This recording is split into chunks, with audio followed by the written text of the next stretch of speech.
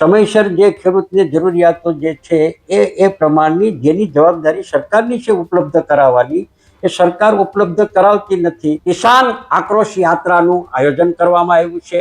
1 તારીખથી 5 તારીખ સુધી 2 કલાકના ધરણા અને આવેદનપત્ર આપવા માટેનો કાર્યક્રમ કર્યો છે અને એ સમગ્ર સૌરાષ્ટ્ર અને સમગ્ર ગુજરાતની અંદર આ ખેડૂતોએ એકઠા થઈ અને ખેડૂતોને મદદરૂપ થવા માટે, ખેડૂતોનો અવાજ બનવા માટે કોંગ્રેસ છે કાર્યક્રમો આપ્યા છે. કોંગ્રેસની ખેડૂત આક્રોશ યાત્રા સૌરાષ્ટ્રના લગભગ 11 જિલ્લાઓ જે છે ત્યાં ફરવાની છે. સરકાર સામે એ મીટ માંડીને બેઠા છે કે દેવું માફ કરી દેવામાં આવે, યોગ્ય વળતર દેવામાં આવે.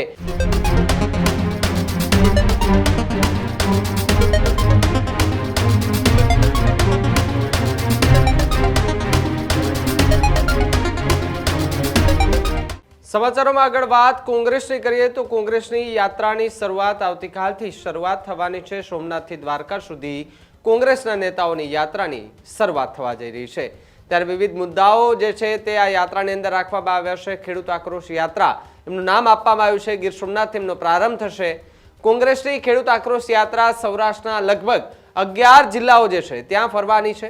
સોમનાથથી પ્રારંભ થયેલી યાત્રાનો દ્વારકામાં એ પૂર્ણાહુતિ કરવામાં આવશે. કોંગ્રેસના દિગ્ગજ નેતાઓ પણ આ યાત્રાની અંદર જોડાવાના છે. સાથે જ વાત કરવામાં આવે તો યાત્રા ખેડૂતોના ખેતરોમાં જઈ ખેડૂતોની એ વેદના જે છે તે સાંભળશે. કોંગ્રેસના નેતાઓ એ ખેડૂતો પાસે જશે અને તેમની વેદના જે છે તે પણ સાંભળવાના પૂરા પ્રયાસ કરશે. સાથે જ સરકાર સામે એ મીટ માંડીને બેઠા છે કે દેવું માફ કરી દેવામાં આવે, યોગ્ય વળતર દેવામાં આવે અને જે ટેકાના ભાવની જે વાત કરવામાં આવતી એ સરકારે આજે જે માંગ એ સ્વીકારી છે અને જે જાહેરાત કરી છે તેને લઈને પણ અનેક ચર્ચા જે છે તે માર્કેટમાં કરવામાં આવી રહી છે. કોંગ્રેસ નેતાઓ કરી રહ્યા છે, પરંતુ જે ખેડૂતો માંગ કરી રહ્યા છે કે અમને સહાય વહેલી તકે મળે અને જે માવઠાનો માર પડ્યો છે મુશ્કેલી સહન કરવા માટે હવે અમારે સહાયની જરૂર છે. એટલે જે પાક વીમા યોજના સહિતની જે વાત હતી એ કોંગ્રેસે ફરી એકવાર એ મુખ્ય મુદ્દા તરીકે ગણાવી છે. ત્યારે પૂંજા વંશ ગીર સોમનાથ જિલ્લા કોંગ્રેસના મુખ્ય આગેવાન એમના દ્વારા શું પ્રતિક્રિયા આપવામાં આવી, પહેલા એમને સાંભળીએ. તાજેતરમાં કમોસમી વરસાદને કારણે ખેડૂતોની હાલત કફોડી થઈ છે. ખેડૂત બિચારો બાપડો થયો છે. એક બાજુ સરકારની ખેડૂત વિરોધી નીતિઓને કારણે ખેડૂતોને સહન કરવું પડે છે. સમયસર ખાતર મળતું નથી, શુદ્ધ બિયારણ મળતું નથી. સમયસર જે ખેડૂતને જરૂરિયાતો જે છે એ પ્રમાણની જેની જવાબદારી સરકારની છે ઉપલબ્ધ કરાવવાની, એ સરકાર ઉપલબ્ધ કરાવતી નથી અને એના કારણે ખેડૂતોને માર પડે છે અને સહન કરવું પડે છે. બીજી બાજુ ઉપરવાળો રૂઠ્યો છે અને ઉપરવાળો રૂઠ્યો છે એના કારણે પણ જે હાલત અત્યારે જે થઈ છે તેમાં સર્વસ્વ ખેડૂતોનું લૂંટાઈ ગયું છે. અને તાજેતરની આ પરિસ્થિતિને કારણે ખેડૂતો જાગૃત થાય, ખેડૂતો પોતાના હક અને અધિકાર માટે અવાજ ઉઠાવે.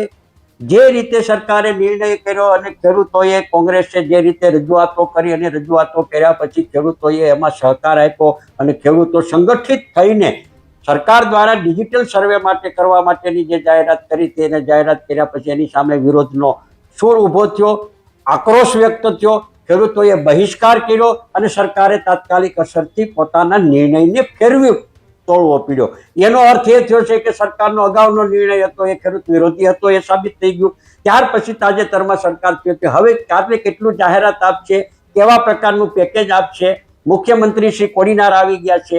સવાલ એ છે કે ખેડૂતો અત્યારે દેવાના ડુંગરમાં ડૂબ્યા છે. છેલ્લા વર્ષોમાં જોઈએ તો ઉપરવાળા રૂઠો છે એના કારણે અને સતત દર ચોમાસે, ગયા વર્ષે પણ ભારે વરસાદને કારણે ખેડૂતોને નુકસાન થયેલું છે. સરકારે જાહેર કરેલું પેકેજનું વળતર પણ ગયા વખતના પૂરતા પ્રમાણમાં આપવામાં નથી આવ્યું. ત્યારે કોંગ્રેસ દ્વારા ખેડૂત કિસાન આક્રોશ યાત્રાનું આયોજન કરવામાં આવ્યું છે. 1 તારીખથી 5 તારીખ સુધી 2 કલાકના ધરણા અને આવેદનપત્ર આપવા માટેનો કાર્યક્રમ કર્યો છે અને એ સમગ્ર સૌરાષ્ટ્ર અને સમગ્ર ગુજરાતની અંદર આ ખેડૂતોએ એકઠા થઈ અને ખેડૂતોને મદદરૂપ થવા માટે, ખેડૂતોનો અવાજ બનવા માટે કોંગ્રેસ છે કાર્યક્રમો આપ્યા છે અને આજે પણ એ કાર્યક્રમો ચાલે છે. અને આવતીકાલે કિસાન આક્રોશ યાત્રા સોમનાથ મંદિરના સાનિધ્યમાંથી મહાદેવ શિવના સાનિધ્યમાંથી કોંગ્રેસ છે એ કિસાન આક્રોશ યાત્રાની શરૂઆત કરશે. સૌરાષ્ટ્રના જિલ્લાઓમાં ફરશે, ખેડૂતોને જાગૃત કરશે, ખેડૂતોને સંગઠિત થવા માટેનું આહવાન કરશે અને ખેડૂતો પોતાના હક અને અધિકાર માટે આવનારા દિવસોની અંદર અવાજ ઉઠાવીને એક થાય. અને એમાં ખાસ કરીને કોંગ્રેસની આ યાત્રા પાછળનો આશય એ છે કે ખેડૂત કાયમી માટે નુકસાન ભોગવતો આવ્યો છે. એટલે યુપીએની સરકાર મનમોહનસિંહ વડાપ્રધાન હતા ત્યારે 78,000 કરોડ રૂપિયાના દેવા માફ કરવામાં આવેલા હતા. ભાજપની સરકાર 5 ઉદ્યોગપતિના 16 લાખ કરોડ રૂપિયાના દેવાની લોન માફી નરેન્દ્ર મોદીએ કરી છે.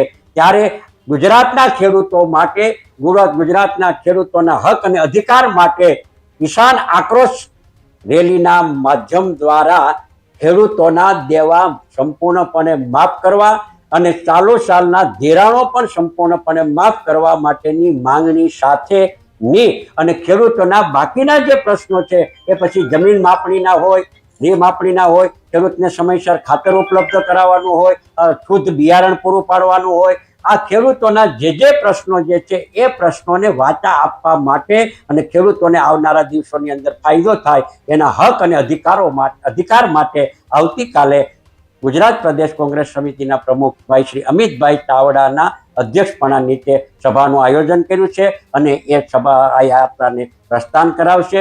જુનાગઢ જિલ્લો, અમરેલી જિલ્લો, ભાવનગર જિલ્લો, બોટાદ જિલ્લો, સુરેન્દ્રનગર જિલ્લો, ત્યાર પછી રાજકોટ અને રાજકોટ થઈ અને જામનગર જિલ્લામાં થઈ અને દ્વારકા 13મી તારીખે આ યાત્રાનું સમાપન થશે.